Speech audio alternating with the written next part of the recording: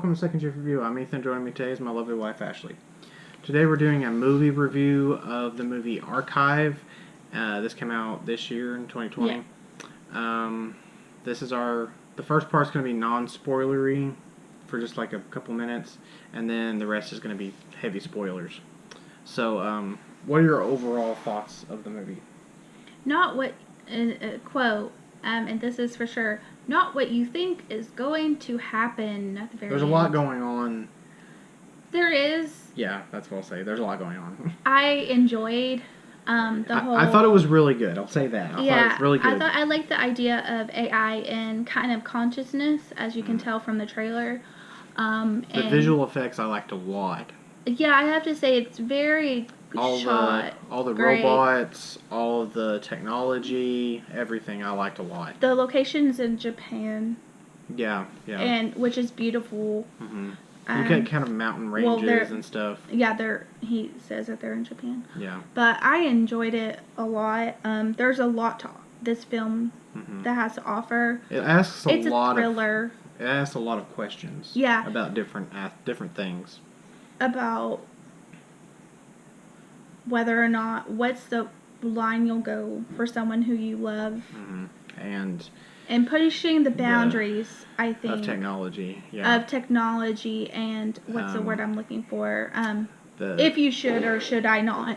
And the whole, do robots count as living beings? Yeah, and can they actually develop? Yeah. Are they just machines that have nothing? Or can they have emotions? More? Yeah. And so. Yeah. Before I give more away, we might go ahead.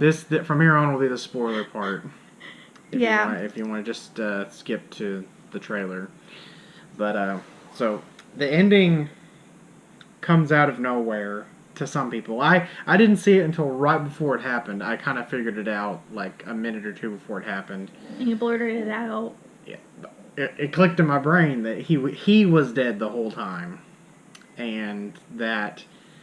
Like, the whole movie, you think that he's trying to build this... So you just jump right in there and not even talk about the actual film versus the last 5 minutes? We'll talk about building up to it. He's trying to build a robot to try and put his dead wife's consciousness scanned robotic consciousness into the robot to kind of bring her back to life. And he's successful. He's made 3 robots. He's made 3 robots, yeah. The first one was real rudimentary. Mm-hmm. He said that it has the intelligence of like a 5... I thought that was the second one. That's the first one. Oh, the first one. Like a 5-year-old. Okay. The second one, he doesn't say its intelligence level, but I assume it's like a 10. Yeah, because around 10. It displays a sense of jealousy and jealousy and abandonment and depression. I would say. I don't even think 10. I mean, it was dark, and what happened to that robot was just sad. Yeah. It ended up when he was building the final, final version. Final version of 3. Yeah. 3. It was like human-like. The other robot. More robotic. Yeah, more of a traditional boxy robot. And so she saw that he was not developing feelings, but spending a lot more time with this robot, and she felt it was going to replace him. Because she helped him, and she was also emotional crutch for him. Robot 2 was. So when Robot 3 was coming along, she kind of got to a point where she tried to sabotage. And also... I gotta say, all the actors in the movie did really well. It was amazing. Especially the wife robot / and the main guy. They both blew it out of the water. And then she ends up sinking herself. Yeah, she gets very depressed and decides to just commit suicide and like drown herself. Which I think I was heartbroken by that. I was like, no. Yeah, it happens, and then you start thinking, wait a minute, it's just a robot. It's not really a person. Am I supposed to be feeling sad for this robot? Well, it's not just that, but it's like the consciousness he was able to. And plus, yeah, go ahead. Put the consciousness in the robot, and I mean, some people would say, is that even possible, or do humans even have a conscience to the ethics of it. Yeah, the ethics. And, yeah. I mean, how far would you be willing to go for the person he loved? And when he did build Robot 3, I'm surprised that he didn't necessarily build her. It was more for companionship. Yeah. It wasn't for, if, he tried, I don't know. Someone to love, it's completely on him. Like, it's not the robot's fault at all. Yeah. It lives in the world he created, and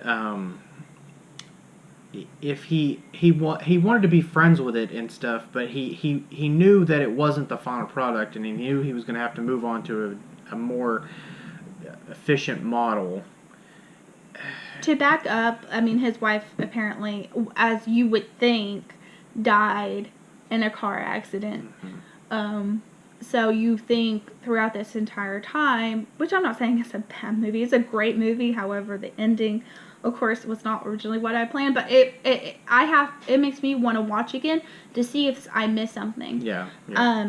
But it's of course futuristic. And another interesting thing is that it's a secluded location. Mm-hmm. And that there's a lot of things there that kind of like check the boxes after you've watched it the first time. You're like, okay, this makes a lot more sense. Well, he's kind of isolated. He's also when he does talk with his boss. Yeah.